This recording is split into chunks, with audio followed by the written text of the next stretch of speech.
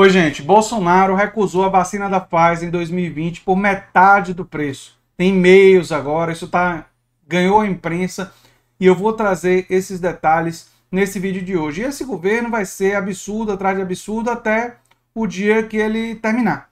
A verdade é essa. Não existe nenhuma surpresa nesse conteúdo, mas é absolutamente lamentável, inclusive lembrando da condição que o Brasil se encontrava naquela época e que está até hoje com falta de vacinas.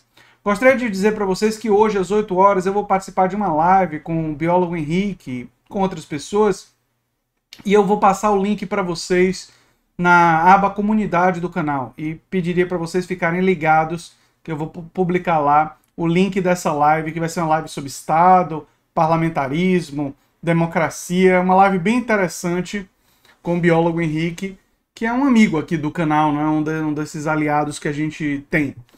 Então vamos ao conteúdo da matéria. E-mails trocados entre a Pfizer e o governo Bolsonaro mostraram que a vacina foi oferecida pela metade do preço ofertado para Estados Unidos, Reino Unido e União Europeia, mas Bolsonaro recusou. Ou seja, nem pela metade do preço, nem a Pfizer querendo fazer uma coisa humanitária para ajudar o Brasil, adiantou, né? Mais uma informação apurada pela Comissão Parlamentar de Inquérito, que essa semana deverá ouvir pela segunda vez o ministro da Saúde, Marcelo Queiroga, tem o efeito de cair como uma bomba sobre o Palácio do Planalto. Sendo que o Queiroga vai ser questionado sobre isso, obviamente, né? Obviamente ele vai ser. A Folha de São Paulo publicou uma reportagem nessa segunda-feira, com base em e-mails trocados entre representantes da gigante da indústria farmacêutica Pfizer e o governo Bolsonaro, que atestam que o mandatário recusou vacinas no ano passado pela metade do preço pago por Estados Unidos, Reino Unido e União Europeia. Em depoimento à CPI, o general e ex-ministro Eduardo Pazuello reiterou que considerou caras, em agosto de 2020, a proposta de entrega a partir de dezembro do ano passado de até 70 milhões de doses da Pfizer a $10 cada. Eu gostaria de perguntar para o Eduardo Pazuello, né, e gostaria que o pessoal da CPI, se tivesse a oportunidade, perguntasse qual é o preço que ele avalia a vida dos brasileiros, né? Já são quase 500 mil, né? Já tem mais de 470 mil brasileiros que morreram por causa dessa pandemia. Quanto será que, em termos de dinheiro, vale a vida dessas pessoas para ele? Ou para o governo Bolsonaro? Isso é uma questão que eu acho que é interessante, né? Aparentemente muito pouco. Aparentemente menos do que $10, né? Cada vida de brasileiro.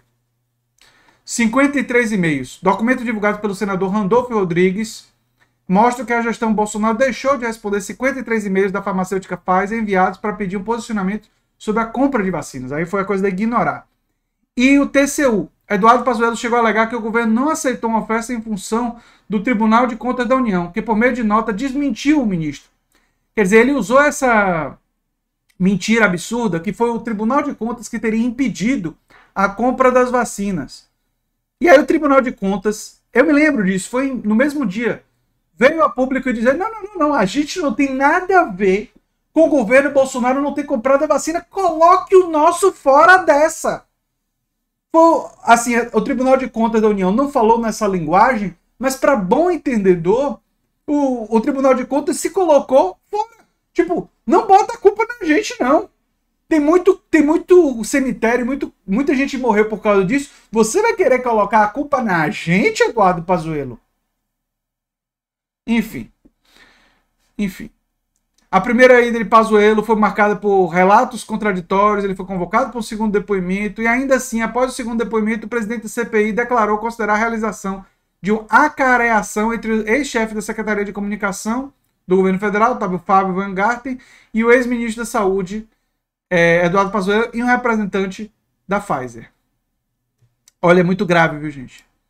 É muito grave isso. Vou mostrar aqui a capa, a matéria de capa da Estado de Minas.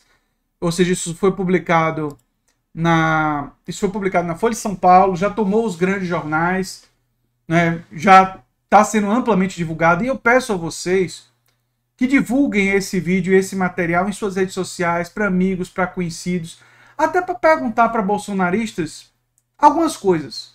Perguntar, por exemplo, e aí, do ponto de vista da negociação, o que é que você acha de Bolsonaro ter recusado a vacina Pfizer por metade do preço.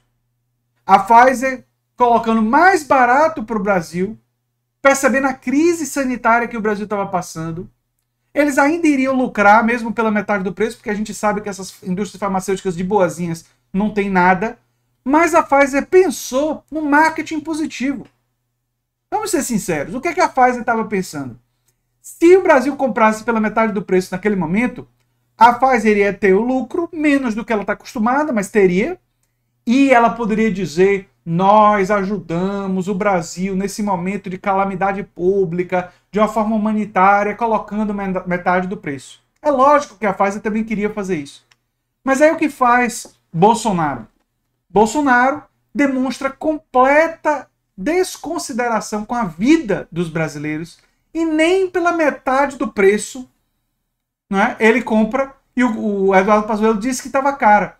E aí eu gostaria muito que fosse perguntado para esse governo qual é o valor monetário de uma vida humana. E gostaria também de saber, que vocês perguntassem isso para os bolsonaristas nas suas famílias e levassem esse vídeo a eles e fazer esse questionamento para saber qual é o valor monetário da vida humana.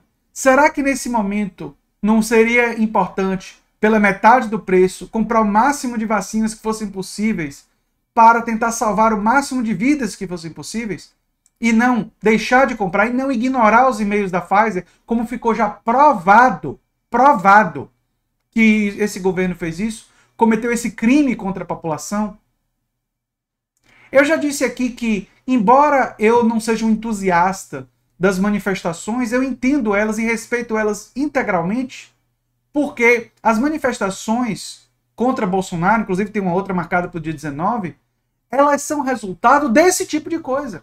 A revolta, a indignação das pessoas leva pessoas que sabem que a aglomeração amplia o risco de contaminação, são pessoas que sabem que não deveriam estar em grande quantidade na rua nesse momento. A maioria das pessoas que estão indo para essas manifestações contra Bolsonaro, elas sabem isso, mas elas arriscam a vida, elas fazem porque isso daqui deixa elas indignadas e me deixa indignado também. Né? É uma coisa que é realmente absurda. Se é a melhor estratégia ou não, eu refleti sobre isso nos meus vídeos anteriores, que aí é uma questão analítica, uma análise, se é a melhor estratégia ou não. Porque é uma coisa que, inclusive, eu posso estar errado em minha análise passada, né? Mas eu dei minha opinião lá atrás, em relação à análise. Mas do ponto de vista da emoção que motiva, ela é, vou dizer para vocês, completamente justificável. A emoção, né, as razões que motivam, elas são completamente justificáveis, não tem como negar. E é isso que eu tinha para falar sobre esse assunto. Queria perguntar para vocês se vocês perceberam alguma diferença assim em mim. Alguns devem ter percebido que eu tive uma perda de peso, mas eu sentado aqui na cadeira, eu não sei se vocês têm ideia de quanto peso foi que eu perdi.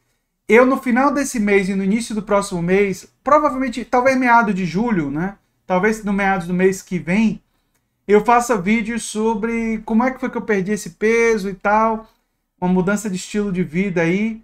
E eu espero que vocês apreciem esses vídeos. Queria saber se esse tipo de conteúdo que conecta uma crítica ao capitalismo, uma crítica à indústria alimentícia, uma crítica à indústria farmacêutica, lembrando que eu não sou contra remédio, muito pelo contrário, mas eu entendo que a gente não deve usar o remédio quando a gente precisa. Mas o ideal é que a gente não use remédios em excesso, porque eles também têm efeitos colaterais, né? Vide hidroxicloroquina e azitromicina. Mas quando a gente precisa, claro, a gente deve usar. E mesmo a hidroxicloroquina e a azitromicina, não para Covid, mas para outras coisas, elas servem. Mas eu tenho todo um conteúdo que eu estou pensando, baseado num estudo que eu comecei no ano passado, sobre viver bem, viver mais saudável. E queria saber de vocês se vocês vão gostar desse conteúdo e tal, que é um conteúdo que eu vou articular com a minha visão política, com a crítica ao capitalismo, com a crítica à indústria alimentícia, com críticas à indústria farmacêutica, os excessos dessa ganância desse pessoal, e que tem a ver com uma mudança de estilo de vida que eu passei há mais ou menos 4 meses atrás, e que eu tive uma perda de peso aí, que vocês devem ter percebido, né? Mas e eu vou refletir também sobre gordofobia e como é um preconceito completamente equivocado por motivos científicos. Quer dizer, tem todo um material aí que eu estou preparando, que eu ainda não soltei vídeo sobre isso, mas que eu vou começar a soltar no final do mês, ou provavelmente no mês, meados do mês de julho. E queria saber se vocês têm interesse, vocês vão, o que, que vocês vão achar, né? Claro que quando o material estiver pronto e vocês ficarem vendo, vão poder dar uma opinião melhor, né? E queria ver se o povo tem palpite aí de quanto peso foi que eu perdi nos comentários. Coloque nos comentários quantos quilos vocês acham que eu perdi. Eu acho que o povo não vai acertar. Mas, enfim, eu tenho essa pergunta para vocês, né? Eu até diria para vocês que Bolsonaro prejudica na perda de peso, né? Porque Bolsonaro deixa a gente estressado e o estresse libera cortisol, e cortisol é uma coisa que dificulta a perda de peso, né? Então eu tive que enfrentar o estresse de lidar com esse governo e a raiva que eu tenho desse tipo de atitude para conseguir isso. Mas eu vou entrar em mais detalhes futuramente, gente. Um abração e até o próximo vídeo. Eu sou André Teixeira Jacobino, canal Nova Máquina do Tempo, e a gente se vê em breve. Tchau, tchau.